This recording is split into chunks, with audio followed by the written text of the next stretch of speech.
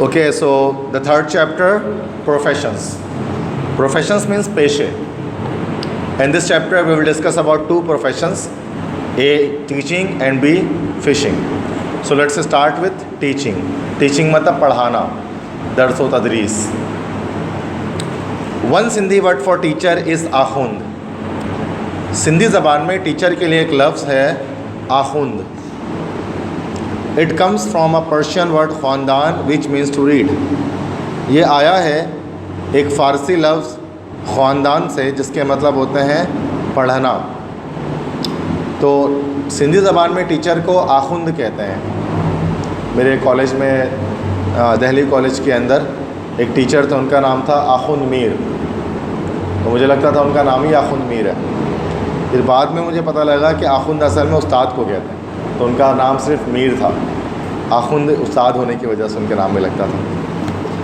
तो आखुंद ये ख़ुद एक पर्शियन वर्ड, एक फ़ारसी वर्ड से निकला है जिसका ख़ानदान से निकला है. और ख़ानदान के मतलब होते हैं टू रीड, पढ़ना.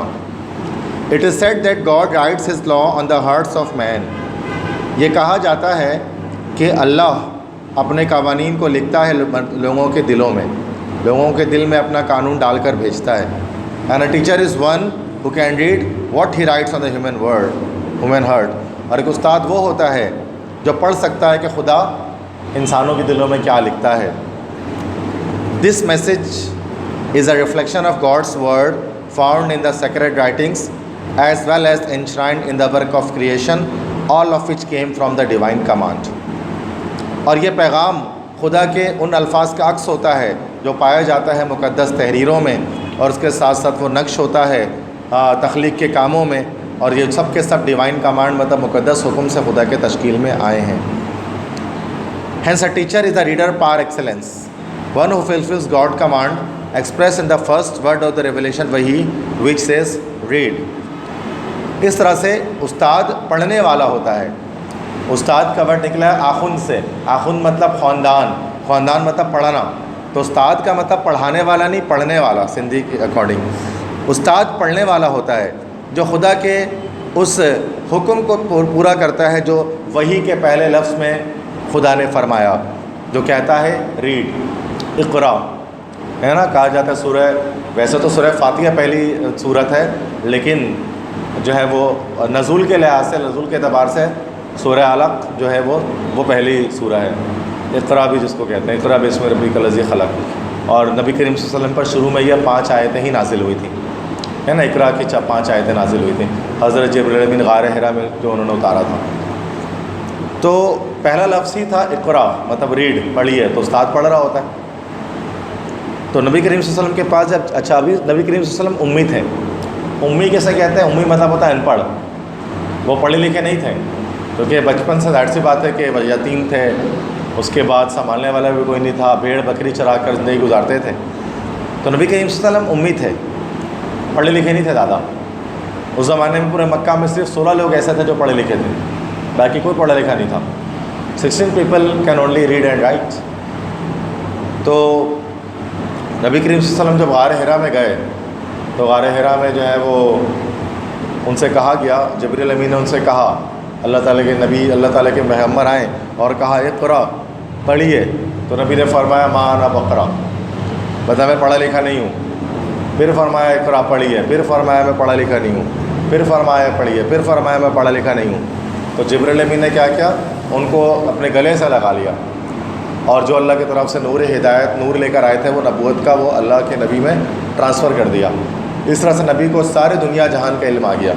और उसके बाद नबी मोहल्ले में इंसानियत कहलाए, दुनिया के सबसे बड़े उस्ताद कहलाए, है ना. फिर नबी ने फरमाया अना मदीनतुल इल्म अली बाबा, कि मैं इल्म का शहर हूँ और अली उसका दरवाज़ा है. तो वो बाद में, वही के बाद जो है वो नबी को इतना इल्म जो है वो आया जो जिब्रील अमीन ने दिया. इक़रा बिस्मि रब्बिकल लज़ी खलक़, पढ़िए उस अल्लाह का नाम लेकर जिसने पैदा फरमाया. तो उस्ताद क्या करता है? पढ़ता है, रीड करता है. अरे बात समझ. The teacher is one who knows how to read God's words, be it written on the human heart or the holy book or in nature. उस्ताद वो होता है जो जानता है किस तरह से खुदा के अल्फाज को पढ़ना है, चाहे वो अल्फाज इंसानी दिल में लिखे हों, चाहे वो मुक़द्दस कुरान मजीद में लिखे हों या फिर फितरत में लिखे हों. Hence our own language possesses a word Akhund which is the best expression for a teacher's status and dignity. اس لیے ہمارے خود کے زبان میں موجود ہے ایک لفظ آخوند سندھی زبان میں، جو کہ بہترین اظہار ہے ایک استاد کے مرتبے اور ان کی عظمت کا. Such a high position requires that the teacher strive to be more and more worthy of it. اتنے بلند مقام جو استاد کو دیا گیا ہے، تو یہ طلب کرتا ہے کہ استاد کو زیادہ سے زیادہ جد و جہد کرنی چاہیے، کوشش کرنی چاہیے تاکہ ٹیچر اپنے آپ کو اس مقام کے لائق بنا سکے. ٹھیک ہے. This is a teacher does by cultivating several personal and professional qualities. یہ ایک استاد کرتا ہے بہت سارے شخصی اور پیشہ ورانہ خصوصیات کو کلٹیویٹ کر کے، اس کو نشوونما کر کے. This explains why people in the East have always had a very high regard for teachers, revering them as holy. یہی وجہ ہے کہ مشرق کے لوگ ہمیشہ سے بہت زیادہ عزت کرتے رہے اپنے اساتذہ کی، یہاں تک کہ مشرقی لوگ اپنے اساتذہ کو ہولی، مقدس کنسیڈر کیا کرتے تھے. حضرت علی کرم اللہ وجہ نے فرمایا تھا کہ جس نے مجھے ایک لفظ میں سکھایا ہے وہ میرا مالک ہے اور میں اس کا غلام ہوں، اب چاہے تو وہ مجھے آزاد کر دے، چاہے تو مجھے بیچ دے. سنا نا یہ؟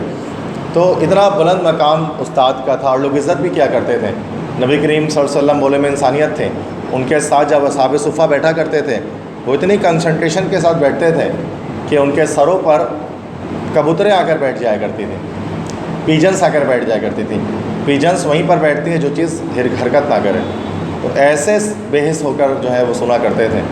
یہ احادیث مبارکہ میں آتا ہے اگر آپ نے سنا ہو تو. اس طرح سے صاحب ہدایہ کتاب ہے، اس کے جو لکھنے والے امام برہان الدین، تو وہ ان کا ایک واقعہ لکھا جاتا ہے کہ امام برہان الدین ایک گاؤں میں گئے اور وہاں درس دے رہے تھے.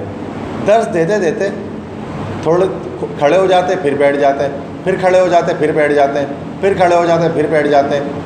تو وہاں طالب علموں نے پوچھا کہ آپ بار بار کھڑے اور بیٹھ رہے کیوں ہیں؟ تو امام برہان الدین نے جواب دیا کہ کئی سال پہلے میں نے اس گاؤں میں تعلیم حاصل کی تھی کسی استاد سے، اور ان کا اب وہ استاد تو وفات پا گئے ہیں لیکن ان کا چھوٹا بیٹا وہ گلی میں باہر کھیل رہا ہے اور دروازہ کھلا ہے. تو جب مجھے دروازے سے وہ دکھتا ہے ان کا بیٹا میرے استاد کا، تو میں تعظیم میں کھڑے ہو جاتا ہوں، اور جب وہ اجھل ہو جاتے ہیں نظروں سے تو میں تعظیم پھر میں بیٹھ جاتا ہوں. پھر جب دوبارہ دکھتا ہے تو دوبارہ کھڑے ہو جاتا ہوں، اجھل ہو جاتا ہے تو دوبارہ بیٹھ جاتا ہوں. مطلب وہ اپنے استاد کے بیٹے کی تعظیم میں کھڑے ہو رہے تھے اور بیٹھ رہے تھے. اتنا زیادہ عزت کیا کرتے تھے پرانے زمانے میں. یہ پرانے زمانے کی بات کی جا رہی ہے. آج کے زمانے میں اساتذہ کی وہ رسپیکٹ نہیں ہوتی ہے جیسے کہ رسپیکٹ پہلے، جیسے آپ اپنے اسکول کا بتا رہے ہو کہ وہ ڈسپلن وغیرہ نہیں ہے اور وہ بہت ساری چیزیں ہوتی ہیں. تو پیپر میں کوشچن آتا ہے کہ what are the most important qualities of a good teacher. ایک اچھے ٹیچر کی کیا خصوصیات ہونی چاہیے؟ تو آپ کو کیا لگتا ہے ٹیچر میں کیا کوالٹیز ہونی چاہیے؟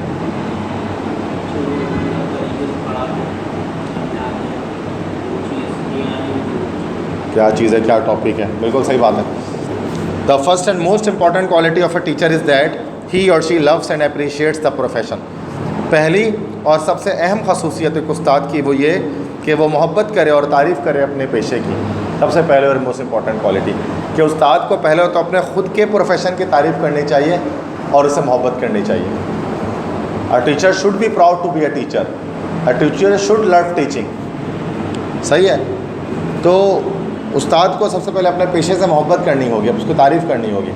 اگر ٹیچر ہی اپنے پیشے کی برائی کرنا شروع کر دیں کہ یار میں بلا وجہ میں ٹیچر بن گیا ہوں، اس میں تو پیسہ ہی نہیں ہے، اگر میں کوئی ڈاکٹر بن جاتا، کوئی اور پائلٹ بن جاتا تو زیادہ پیسے ہو جاتے میرے پاس، اس کا مطلب وہ ٹیچر نہیں ہے صحیح، چونکہ وہ اپنے پیشے کی تعریف نہیں کر رہے ہیں. ٹھیک ہے.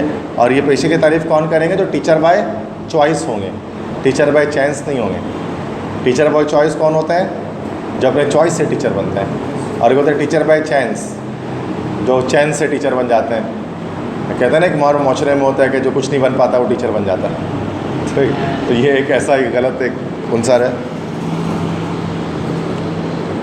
He must prefer the welfare and progress of the students and keep their interest in the first place. ان کو لازمی ترجیح دینی ہوگی طالب علموں کے ویلفیئر، بہبود اور ان کی ترقی کو، اور ان کے دلچسپیوں کا پہلے پوائنٹ پر لگنا پڑے گا، پہلی جگہ پر رکھنا پڑے گا. ایک اچھا ٹیچر وہ ہوگا جو بچوں کی دلچسپی کے لحاظ سے پڑھائے گا. کہ ان کی دلچسپی کس چیز میں ہے, کس ٹاپک میں, کس انداز میں پڑھنے میں ہے, اسی انداز میں پڑھائے گا. اگر بچے کی دلچسپی کسی اور چیز میں ہے, ٹیچر کسی اور چیز سے پڑھا رہا ہے, بچے کو کرکٹ پسند ہے اور ٹیچر فٹ بال کی مثالیں دیے جا رہے ہیں, تو بچہ تو ظاہر سی بات ہے بور ہو جائے گا. اس کو تو وہی مثال چاہیے جو اس کے انٹرسٹ میں ہے. صحیح ہے. He or she has an awe and respect for the human beings he or she deals with, since God's law is inscribed upon their hearts. مرد یا عورت, کوئی بھی ٹیچر ہو, میل یا فیمیل ٹیچر, ان کو عزت و احترام کرنا ہوگا انسانوں کا جن سے وہ بات کرتے ہیں, جن کو وہ پڑھاتے ہیں, کیونکہ خدا کے قوانین لکھے ہوتے ہیں لوگوں کے دلوں میں, اسٹوڈنٹس کے دلوں میں, تو ان کو پڑھنا ہوگا تو عزت و احترام کے ساتھ پڑھنا ہوگا اور پڑھانا ہوگا. The teacher speak of the wonders of nature with reverence, since they have come into being by divine decree. استاد بات کرتے ہیں فطرت کے عجائب کے بارے میں عزت احترام کے ساتھ, کیونکہ وہ سب کے سب خدائی حکم سے تشکیل میں آئے ہوتے ہیں. They ponder over the sacred writings which tell us the meaning of life and the way to live it fully. استاد غور و فکر کرتے ہیں مقدس تحریروں میں جو ہمیں بتاتی ہیں زندگی کا مقصد اور کس طرح سے ہم اس زندگی کو پوری طرح سے جی سکتے ہیں. عالم دین کی بات کی جا رہی ہے, دینی اساتذہ کی بات کی جا رہی ہے. No other work could please them better. کوئی دوسرا کام استاد کو اور خوش نہیں کر سکتا. Another necessary quality of a good teacher is thirst for knowledge. ایک اور اہم خصوصیت اچھے استاد کی کہ وہ کیا ہے, تھرسٹ فار نالج, مطلب علم کی پیاس. علم کی پیاس ہونی چاہیے استاد کے اندر.